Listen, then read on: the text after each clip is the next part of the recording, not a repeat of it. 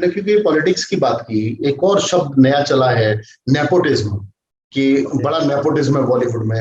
आप इससे कहाँ तक एग्री करते हैं नेपोटिज्म से? Really I don't agree on nepotism, क्योंकि हाँ ठीक है, इनफैक्ट हर कोई अपने बच्चों को बढ़ावा देना चाहता है। अगर मैं कल के डेट में एक बहुत बड़ा कामयाब स्टार बन जाऊंगा तो बट आप ऑब्वियसली बात बनेंगे। है, हाँ।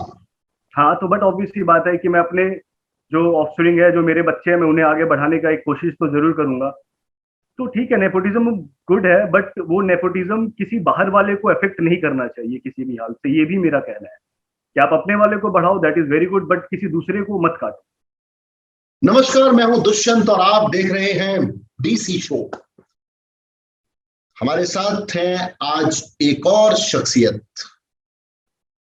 जिन्होंने अभिनय में एक मकाम हासिल किया है, अभिनय की दुनिया में अपना एक अलग नाम पैदा किया है और धीरे धीरे धीरे वो सफलता की ऊंचाइयां चढ़ते चले जा रहे हैं। Ladies and gentlemen, please welcome none other than अभिनव सोनी। नमस्कार अभिनव, नमस्ते, आपका स्वागत है बहुत बहुत डीसी शो में। Thank you so much sir.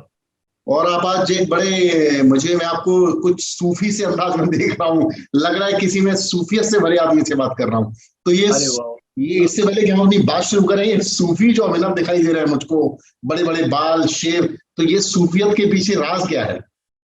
Sir actually एक वेब सीरीज मेरे कंटिन्यूटी में है, तो उस वजह से ये लुक अभी मैंने रखा हुआ है। लॉकडाउन के बाद हम उसका सेकेंड सीजन जो है वो शूट स्टार्ट करेंगे, तो दैट्स द रीजन कि ये सूफी अंदाज अभी आपको दिख रहा है यहाँ पे।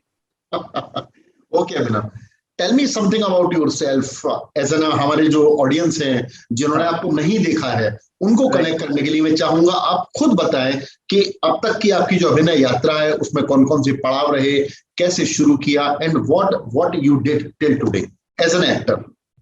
As an actor I mean मैंने अपना ये करियर जो है ये 2007 में स्टार्ट किया था with none other than mister Dushyant Pratap Singh.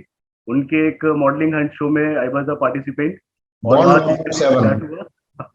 और उसके बाद बैक 2008 से 2012 तक I was in my engineering college. मैं अपना बीटेक कंप्लीट किया, उसके बाद फिर job and then I move to Mumbai. और मुंबई आने के बाद luckily I was very much lucky that I got some good chances in Hindi movies, or I have done Hindi movies, web series, Bhojpuri film.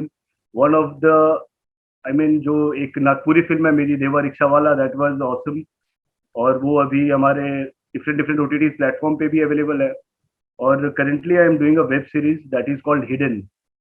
तो अभी उसकी shoot हमारी एक season complete हो गई है and rest is going to start very सून।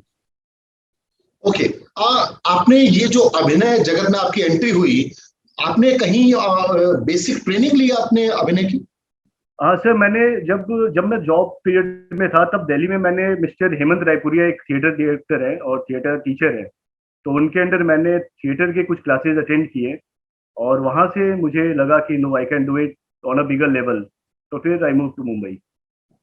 मुंबई में आपका जो आगमन हुआ तो सबसे पहला वो शानदार लम्हा कौन सा था जब आपको लगा कि नहीं, you got a very nice decision, you got a right decision, and yes I am at this place?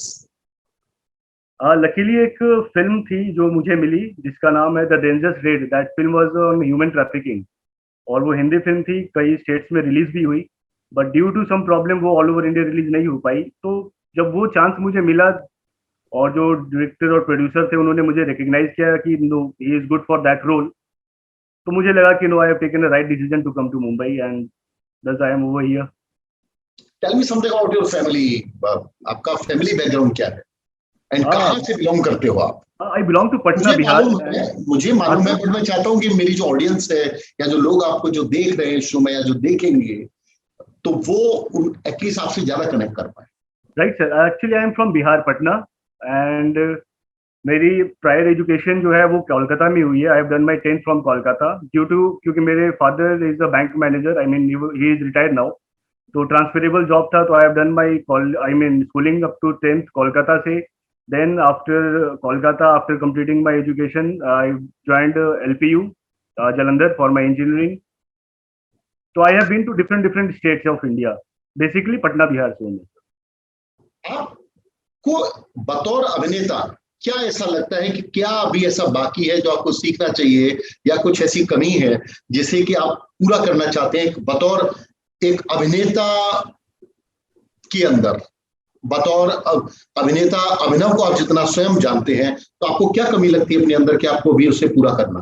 Sir सीखना का तो ऐसा है कि आपको भी पता है कि एक्टिंग लाइन में ताउम्र सीखना ही पड़ता है। हर एक, हम जिससे भी मिलते हैं, चाहे वो इंसान कोई भी हो, उससे कुछ ना कुछ सीखने को मिलता है जो हमें कहीं ना कहीं, कभी ना कभी, किसी ना किसी रोल में काम आने ही वाला है। तो वो सीखने वाली चीज तो कंटिन्यू है ही है। और ठीक है सर, अभी तो I am not that established, या इतना भी अपने हो नहीं रहा है, मतलब चल रहा है काम।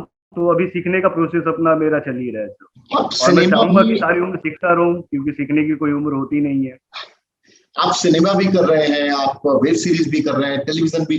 क्या अंतर नजर आता है आपको सिनेमा और वेब सीरीज के शूटिंग में?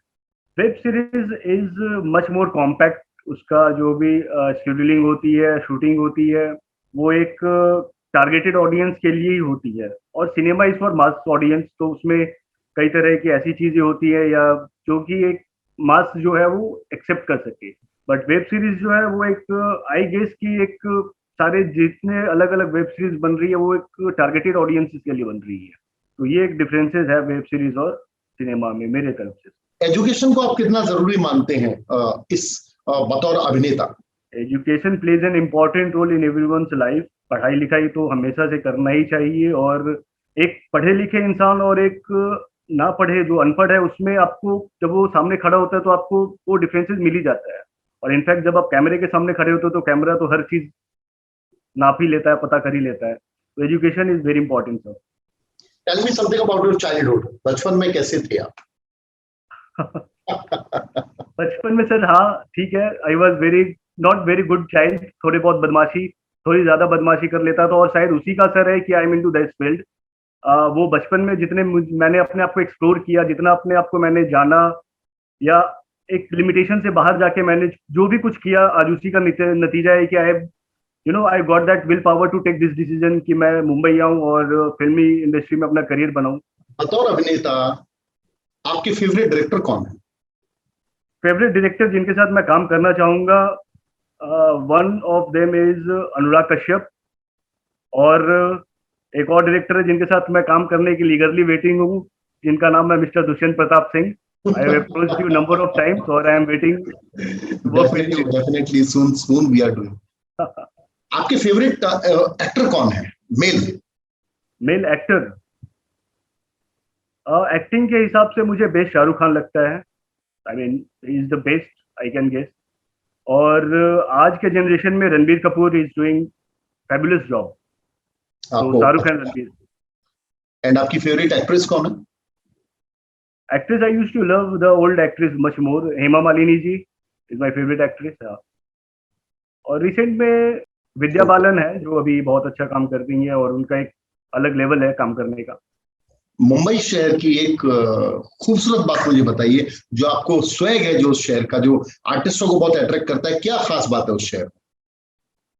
सपने, यहाँ सपना देखना एक अट्रैक्शन है, जिसमें है वो काबिलियत। जो उस सपने को देख सकता है, जी सकता है, उसके लिए मुंबई हमेशा ही खुली हुई है। ये आप बेहतर जानते हैं। तो सपने देखने की काबिलियत मेरे लिए ज्यादा इंपॉर्टेंट रखती है सर इस शहर टेल में। Me one bad thing about Mumbai. क्या बुरा लगता है आपको Mumbai?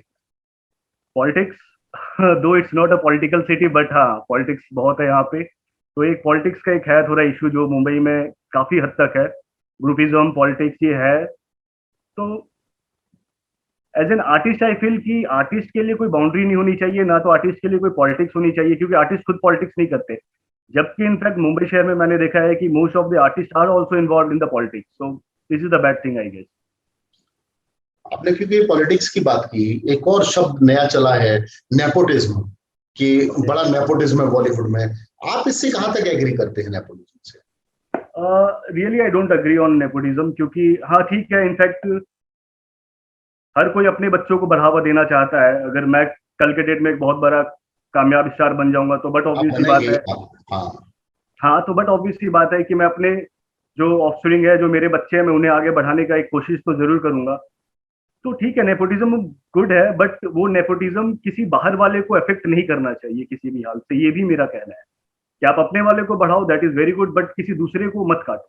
That's what I want to say on nepotism. You already worked in Bhojpuri cinema also. हालांकि मैं नहीं मानता, है मेरी अपनी सोच है कि सिनेमा किसी लैंग्वेज या बाउंड्री का है। सिनेमा सिनेमा होता है, चाहे राइट। किसी भी लैंग्वेज में हो। खूबसूरत चीज बनी है तो हिट होगी, बेकार बनी है तो फ्लॉप होगी। लेकिन फिर भी आपने भोजपुरी उसमें काम किया, आप बॉलीवुड में ही काम करते हैं। आपको क्या लगता है कि भोजपुरी सिनेमा में अभी कितना हम लोगों को और पॉलिशिंग की जरूरत है कि हम भोजपुरी सिनेमा को उस लेवल पे ला सके जहां पे इसकी रिकॉग्निशन बहुत रेस्पेक्टेड तरीके से? तो भोजपुरी एक बहुत ही मीठा, बहुत ही प्यारा और मेरा खुद का लैंग्वेज है। बट आज के दौर में जो भोजपुरी सिनेमाज बन रही है और जो आर्टिस्ट भोजपुरी सिनेमा में काम कर रहे हैं, उन्होंने भोजपुरी के लेवल को डिग्रेड कर दिया है। आई वोंट से डिग्रेड, उन्होंने गड्ढा खोद के उसमें डाल दिया है। दैट्स वांट टू से for the Bhojpuri cinemas right now. तो इसे अपग्रेड करने के लिए मुझे, मेरे जैसे और आपके जैसे कुछ लोगों को, जो पढ़े लिखे हैं, समझदार हैं और एक डिसेंट पैटर्न फॉलो करना चाहते हैं, एक डिसेंट काम करना चाहते हैं, उन्हें आगे बढ़ना है और उन्हें आगे बढ़ के इसे एक फिर से ऊंचाई पे, उसी ऊंचाई पे लेके आना ही पड़ेगा सर। क्योंकि आप भी यूपी से बिलोंग करते हैं और भोजपुरी हमारे यूपी और बिहार का ही लैंग्वेज है, तो हमें एक साथ आगे बढ़ना पड़ेगा इसे दुरुस्त करने के लिए।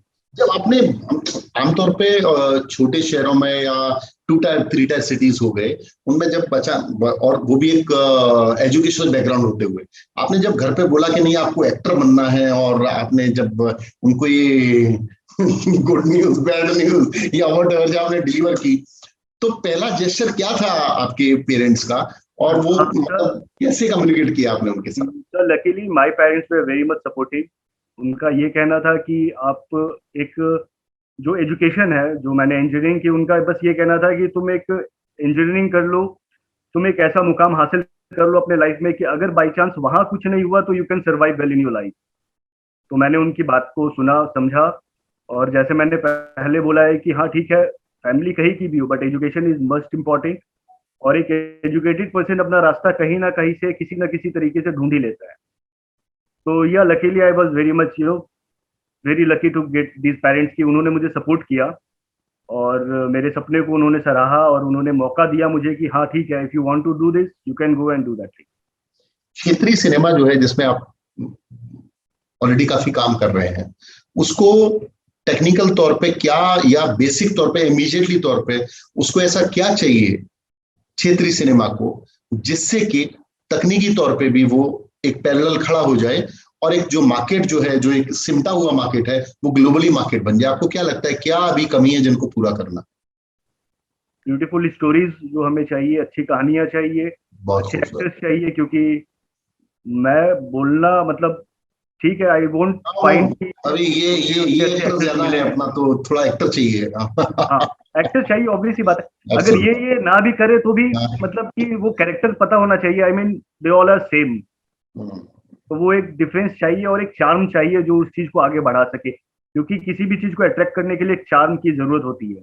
वो चार्म यहाँ मिसिंग है, वो क्वालिटी यहाँ मिसिंग है भोजपुरी सिनेमा में ज्यादातर। जबकि वही आप साउथ की फिल्में देख लीजिए, उनकी कंटेंट अच्छी है, एक्टर्स अच्छे हैं। बंगाली फिल्म्स देख लीजिए, उनके कंटेंट्स अच्छे हैं, उनके एक्टर्स अच्छे हैं, परफॉर्मेंस अच्छी है उनकी। बट ये भोजपुरी यहाँ पे लैक कर जा रहा है due to the that uneducation जो फैक्टर है ना, बस उसी की वजह से। अभिनय के अलावा अभिनव सोनी की, अभिनय और अभिनव ये बड़ा कमाल का कॉम्बिनेशन है आपके नाम के साथ। सर इसके अभिनय के ऊपर एक अलावा, बात बताना चाहूंगा मैं। हाँ, पटना में जब मैं क्लास 12 पास आउट किया था ना, तो हमारे शत्रुघ्न सिन्हा जी पटना के ही हैं। तो लकीली मुझे मौका मिला था उनके घर जाने का, उनसे मिलने का। तो उनका, जब उन्होंने मेरा नाम पूछा कि तुम्हारा नाम क्या है, मैंने बोला अभिनव। तो आज से करीबन 6-7 साल पहले, 8 साल पहले की बात है, उन्होंने फर्स्ट वर्ड ये बोला था, फर्स्ट लाइन उनकी ये थी कि तुम अभिनय के बहुत करीब हो। तो ये अभिनव नाम इज अभिनय के कहीं ना कहीं करीब है ही सर। अभिनय के अलावा अभिनव के क्या क्या और शौक है, क्या पसंद है आपको? सर मैं लिखता हूँ और कई सोशल एक्टिविटीज में भी इन्वॉल्व हूँ। एक एनजीओ है, उससे भी इन्वॉल्व हूँ मैं। बट अभी मैं, सारा फोकस मेरा एक्टिंग के ऊपर है और उन सारी चीज़ों को मैंने अभी एक बॉक्स में बंद करके साइड रखा हुआ है कि एक वक्त आएगा जब मैं उसे एक प्रॉपर तरीके से खोलूंगा और उसे दुनिया के सामने रखूंगा। दोस्तों, ये थे अभिनव सोनी, जो कि अभिनय के बहुत करीब हैं। धीरे धीरे इंडस्ट्री में ये अपनी जगह बनाते जा रहे हैं। एंड आई एम श्योर कि आज से 3 या 4 साल बाद मेरे तो ये छोटे भाई की तरह से हैं, मेरे पारिवारिक सदस्य हैं, लेकिन मेरे जैसे ही और दुष्यंत प्रताप सिंह जब इनसे बोला करेंगे इंटरव्यू करना है तो शायद उनको 2-3 महीने इंतजार करना पड़ा करेगा। ऐसी ऐसी मेरी वाइब्स है इनके लिए। He is a very good artist and हम लोग वी आर वेटिंग कब हम लोग साथ काम करें। मैं भी पूरा प्रयास कर रहा हूँ, ये भी पूरा प्रयास कर रहे हैं। कई बार ऐसा होता है कि मेरा काम हो रहा होता है तो इनकी शूटिंग चल रही होती है, कुछ ना कुछ तो लोचा है। तो ये कृपा कहाँ रुक रही है, मुझे लगता है कहीं कुछ जाना पड़ेगा हम लोग किसी बाबा के दरबार में पूछने कि कृपा कहाँ रुक रही है। बट आई विश कि शायद बहुत जल्दी विद इन अ मंथ और 2 months we work together. And अगले हफ्ते मुलाकात होगी एक और हस्ती से। तब तक के लिए stay tuned with the DC show और इजाजत दीजिए मुझे और अभिनव को। अभिनव, आपको अच्छे अभिनेता होने का, आपकी अभिनय यात्रा यूं ही चलती रहे, ऐसा मैं आपको श्राप देता हूं कि आप बहुत सक्सेस आर्टिस्ट हों और हम सबको भगवान करें। थैंक यू सो मच, आप आए, आपने अपना समय दिया, इसके लिए मैं आपका हृदय से आभार। Thank you so much.